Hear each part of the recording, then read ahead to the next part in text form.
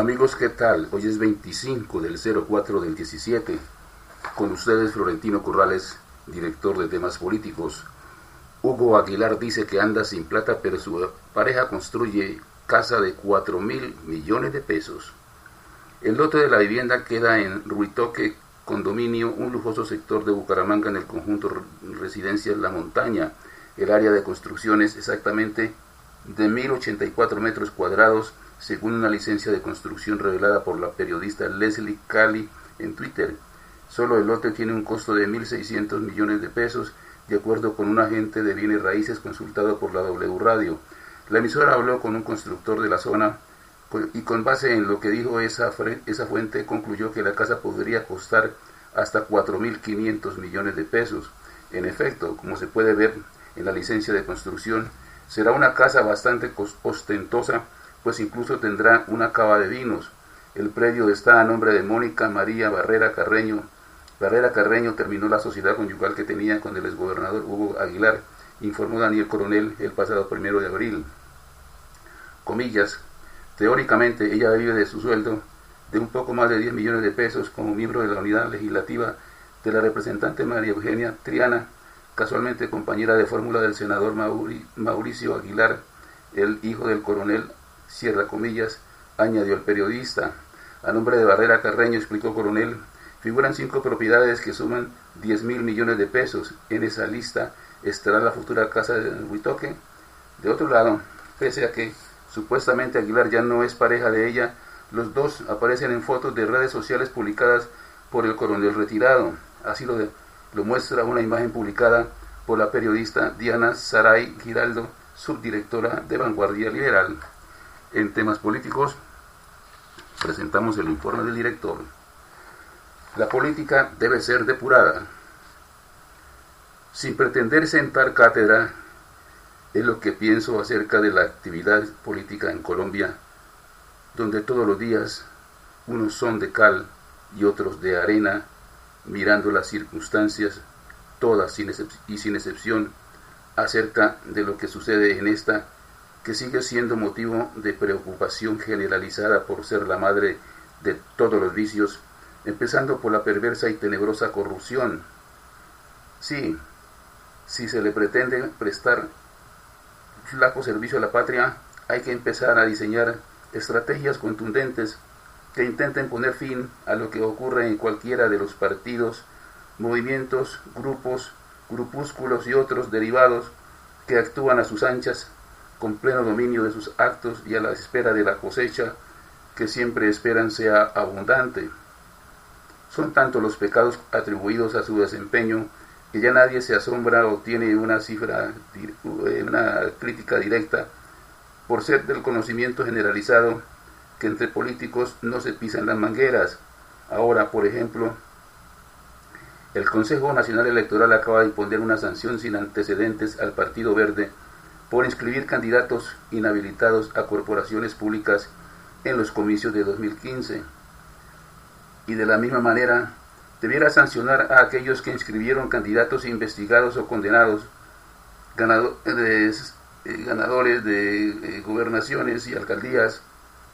Solo nos faltó que alguien hubiera postulado a Pedro Antonio Marín a un cargo de elección popular y de haber sido elegido, habríamos tenido a tiro fijo no solo como comandante supremo de las FARC, sino también alcalde o gobernador. De esas nos salvamos, pero por lo que se advierte, no estamos lejos de seguir eligiendo a condenados como John Calzones. Colombia necesita cuanto antes de la depuración inmediata del sistema electoral para evitar tanta vergüenza que se advierte en las jornadas electorales por la forma como circulan los dineros del narcotráfico, de las bandas criminales, de los contrabandistas y de los poderosos señores que han hecho de la política un fortín inexpugnable, donde todo se puede suceder con una orden del jefe que debe ser cumplida al pie de la letra. Ojalá esas medidas permitan algún día poder decir que la jornada electoral no tuvo abstención por la calidad de los candidatos en ejercicio y por la transparencia en cada uno de los pasos dados para que la democracia se fortalezca y sea un ejemplo a seguir. En temas políticos, este fue el informe del director. el zar de la vigilancia habría engañado hasta la fiscalía. La Superintendencia de Industria multó con 26.000 millones de pesos a 7 empresas y 17 personas que hacían parte de la red que se quedó irregularmente con contratos del Estado. Desde la sombra, dice la Superintendencia, el control lo tenía el zar de la vigilancia, hoy prófugo de la justicia. Jorge Arturo Moreno Ojeda era el hombre que, oculto, manejaba los hilos de 7 empresas de seguridad privada que habrían tejido acuerdos irregulares para quedarse con los contratos multimillonarios de varias de las entidades más importantes del Estado. A esa conclusión llegó la Superintendencia de Industria y Comercio, que acaba de sancionar a 7 empresas y a 17 directivos de las compañías, incluyendo a Moreno Ojeda, con multas que sumada mejor, alcanzan los 26.031 millones de pesos. La misma Superintendencia fue la que puso la denuncia penal que hoy tiene acusado a Moreno, conocido como el zar de la vigilancia, que está prófugo de la justicia desde hace 7 meses y es perseguido con circular roja de Interpol en todas partes del mundo. Fuentes consultadas por semana.com aseguran que le siguen la pista al paradero del zar en Estados Unidos. En Colombia lo espera el llamado a juicio de la Fiscalía por los delitos de fraude procesal y acuerdos restrictivos de la competencia. Tanto el ente investigador como la Superintendencia le tienen listo otro paquete de contratos con los que Moreno Ojeda se habría quedado después del 2012 acudiendo a jugadas corruptas. La alianza de las empresas, dice la Superintendencia, para quedarse con los contratos estatales empezó a ponerse en evidencia en el 2011 cuando el Instituto Colombiano de Bienestar Familiar alertó a la Superintendencia sobre un presunto acuerdo anticompetitivo entre 2 compañías. Starcop y Guardianes se presentaron como empresas separadas a una licitación abierta por el Instituto Colombiano de Bienestar Familiar, cuando en realidad actuaban coordinadamente para que alguna de las 2 ganara el proceso licitatorio. Luego de esa denuncia vinieron las pesquisas. La Superintendencia empezó a analizar el comportamiento de esas 2 empresas frente a otros procesos de contratación y fue entonces cuando quedó expuesta la supuesta red. Aparecieron en el radar las compañías Covasec, Expertos, Incevic y Security Magnum Group. Todas acaban de ser sancionadas económicamente por la Superintendencia, que fue hasta sus sedes y encontró documentos y comunicaciones que evidenciaban posibles estrategias anticompetitivas encaminadas a la adjudicación de los contratos allí mencionados. Para la Superintendencia, las 14 entidades estatales habrían sido afectadas entre 2009 y 2012 por esta red de empresas de vigilancia que se habría quedado irregularmente con contratos que en conjunto superan los 70.000 millones de pesos. Entre las afectadas están la misma Fiscalía General, Coldeportes, el SENA, la Fuerza Aérea, el Distrito de Bogotá y otras alcaldías. Para quedarse con los contratos licitados, según la Superintendencia, se habría creado todo un sistema para limitar la libre competencia, simulando ser competidores independientes y autónomos cuando en realidad no lo eran, pues obedecían a un mismo interés. Sus estrategias eran coordinadas bajo la dirección y el control oculto de Jorge Arturo Moreno. La sanción fue resuelta por José Luis Londoño Fernández, superintendente ad hoc, que asumió el caso luego de que Pablo Felipe Robledo tuviera que declararse impedido. Robledo, por haber sido testigo de la Fiscalía en contra del zar, tuvo que apartarse del caso. La millonaria multa fue impuesta a la empresa Guardianes, que deberá pagar 8.594 millones de pesos, Starcop CTA 7.026 millones, Covasec 4.651 millones, Expertos 3.850 millones, Sentinel 313 millones, Incevic Limitada 157 millones y SMGP ASA 22 millones. Este es considerado uno de los casos más emblemáticos de corrupción de parte de empresas privadas. Hasta ahora la investigación no ha tocado a ningún funcionario público. La sanción a la que le cabe recurso de reposición ante la misma Superintendencia también ordena el pago de parte de Moreno de 553 millones de pesos. Otros de los 17 sancionados son Marta Ferleni Farías con 232 millones y Carlos Rafael Moreno con 228 millones. Fuentes de la Superintendencia explicaron que dichos montos sobre los particulares son calculados con base a la declaración de renta. Fiscal pide revisar detenciones en Venezuela para garantizar debido proceso. La fiscal general de Venezuela, Luisa Ortega Díaz, exhortó hoy a los cuerpos de seguridad del Estado y al Poder Judicial a revisar la forma en que se llevan a cabo las detenciones, especialmente durante las protestas antigubernamentales de los últimos días, para garantizar el debido proceso. En declaraciones a la prensa, Ortega Díaz remarcó que el debido proceso, comillas, es uno de los pocos derechos que no se puede suspender, cierra comillas, y por el contrario, se debe garantizar incluso en los estados de excepción como el que rige en Venezuela desde hace meses por dictamen del jefe de Estado Nicolás Maduro. En este sentido, aseguró que el Ministerio Público, especialmente la Fiscalía, ha solicitado la libertad plena y medidas cautelares a favor de varios detenidos, sin precisar cuántos, por no formar parte de esas acciones delictivas de algunos hechos, al menos así lo reflejan las actas policiales.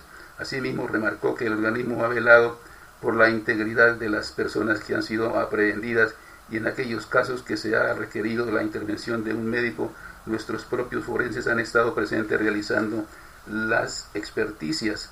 La fiscal narró el caso de 38 personas que fueron detenidas por funcionarios de la Guardia Nacional Bolivariana, que es la policía militarizada, el pasado 19 de abril durante una manifestación en el estado Nueva Esparta, al noreste. Indicó que durante esta operación anómala, la policía científica recibió a estos detenidos y los trasladó a los calabozos sin conocer las circunstancias que provocaron estas aprehensiones. Por ninguna parte se explica cuál es la conducta que desarrolló la persona para aprehenderla, subrayó. Ortega Díaz dijo que por esta razón el Ministerio Público, o sea, la Fiscalía, solicitó la nulidad de tales detenciones por carecer de sustento y que esta petición no fue acogida por el tribunal, quien optó por mantener los detenidos hasta la presentación de fiadores sin que mediara la perpetración de un delito. Comillas, este tipo de situaciones deben ser revisadas. El país necesita seguridad jurídica, cierra comillas, prosiguió la fiscal, quien abogó por la certeza en estos procedimientos a fin de que si la persona cometió un delito va a ser sancionada, pero si la persona no cometió un delito no puede ser sancionada, insistió. Por otra parte, la funcionaria llamó a los sectores políticos a dejar de utilizar las descalificaciones del otro solo para pensar distinto, o solo por pensar distinto, corrijo, e hizo porque el país retome el proceso de diálogo nacional que fue suspendido en enero por el incumplimiento de los primeros acuerdos. Comillas, requerimos volver al diálogo con interlocutores válidos con poder de decisión para construir una agenda de acuerdos que permita salidas democráticas e institucionales que resguarden el Estado de Derecho, cierra comillas, consideró.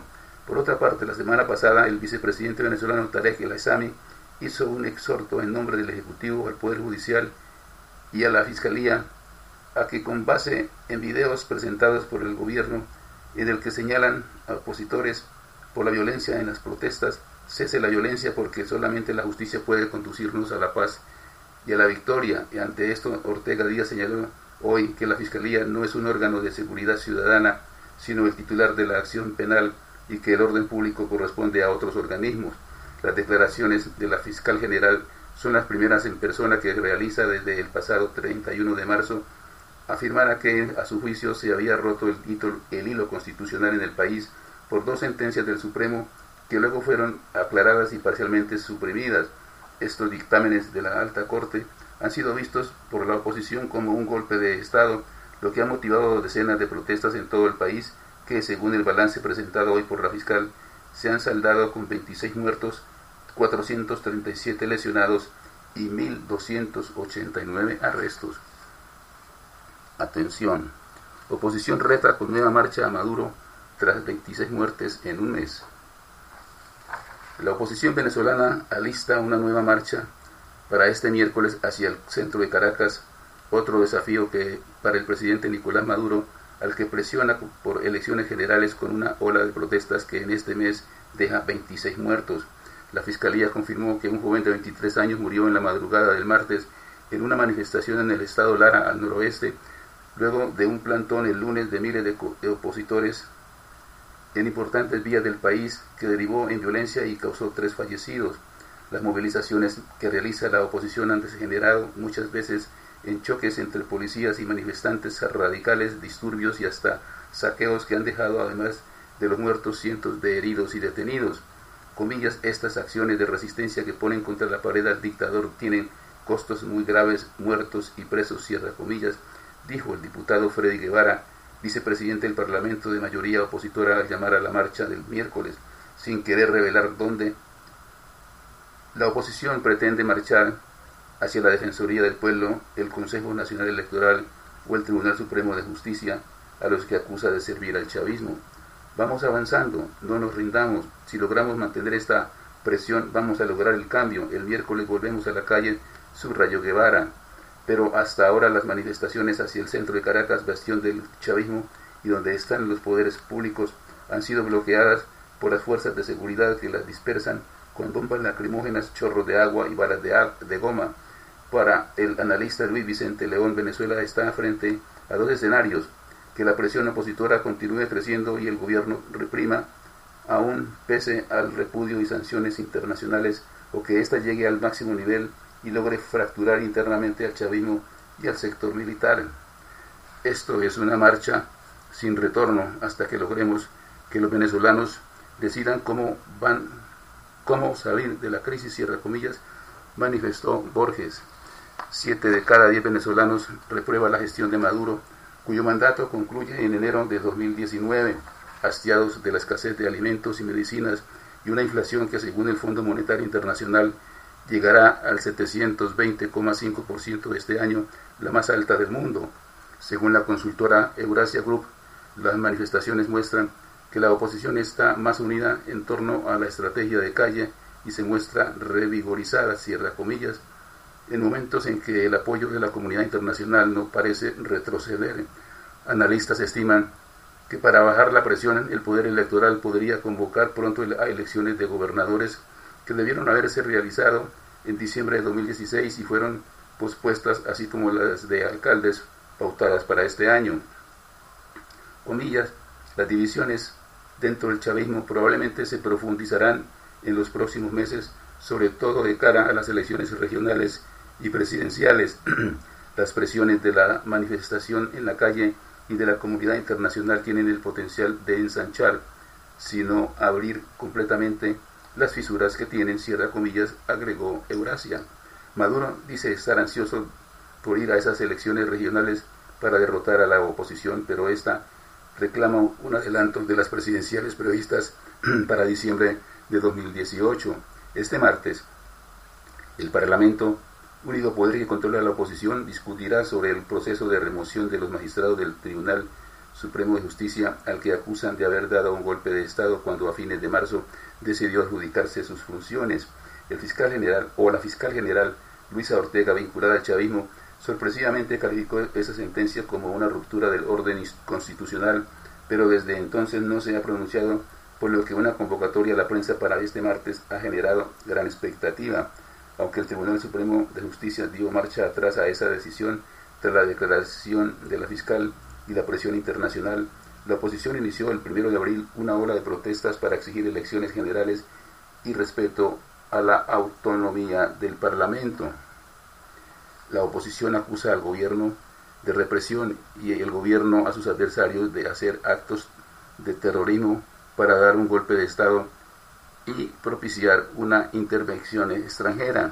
El gobierno señala particularmente, además del jefe parlamentario Julio Borges y Guevara, a los diputados José Guerra y Tomás Guanipa, quienes fueron este martes a la Fiscalía para rechazar esas acusaciones.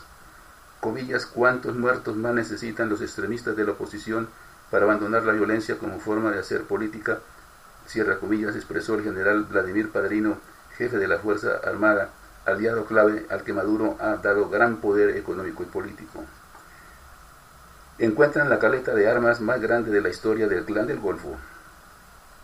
Tropas de la 11ª Brigada pertenecientes a la 7ª División del Ejército Nacional, en coordinación con la Policía Nacional, lograron la captura de 4 sujetos, el sometimiento a la justicia de 2 más y la incautación de abundante material de guerra perteneciente al Clan del Golfo.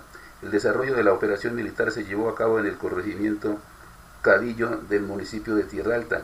Hasta allí llegaron uniformados del batallón de infantería número 33 Batalla Junín, quienes gracias a la labor de inteligencia militar lograron ubicar un depósito ilegal.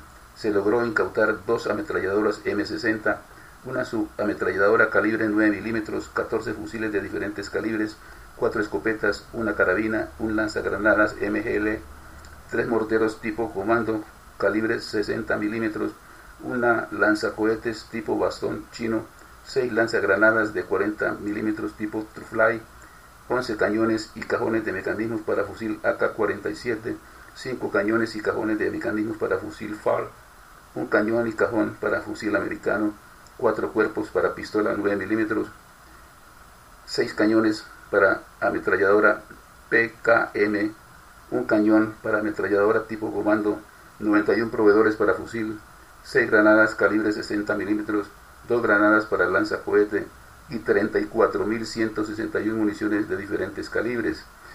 Los 4 capturados, que serían los encargados de la custodia de este depósito ilegal, fueron dejados a disposición de las autoridades competentes para su respectivo proceso de judicialización.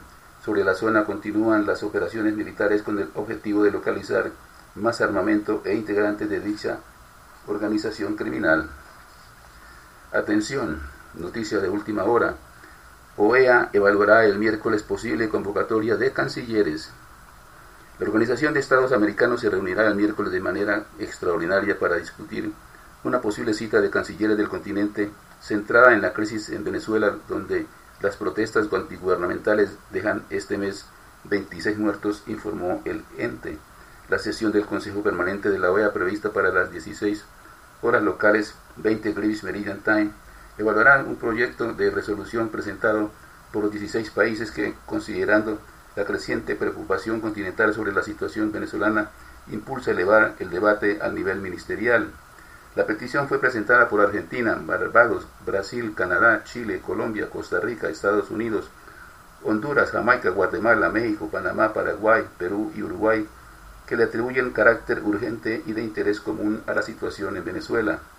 La oposición venezolana está en las calles desde el 1 de abril para pedir por una convocatoria de elecciones, liberación de presos políticos, ayuda humanitaria y respeto al Parlamento, único poder que no está en manos del aliado del presidente Nicolás Maduro. Las manifestaciones surgieron luego de que el máximo Tribunal de Justicia se atribuyera temporalmente las funciones legislativas, pero también son alimentadas por una severa crisis económica en el país petrolero, donde alimentos y medicinas escasean y la inflación llegará este año al 720,5% según el Fondo Monetario Internacional. Los países que solicitan la reunión de cancilleres respaldaron el 3 de abril una resolución del Consejo Permanente que declaraba una ruptura constitucional en Venezuela y acordó impulsar iniciativas diplomáticas para restaurar el orden democrático en el país. Caracas afirma que esa sesión del 3 de abril y la resolución violan las normas de la OEA y las considera nulas. Hasta aquí, temas políticos. La invitación muy cordial para que nos sigan en Twitter, Facebook y YouTube de lunes a viernes, @temas políticos, una sola palabra. Muchas gracias por su sintonía. Los espero mañana. Buenas noches.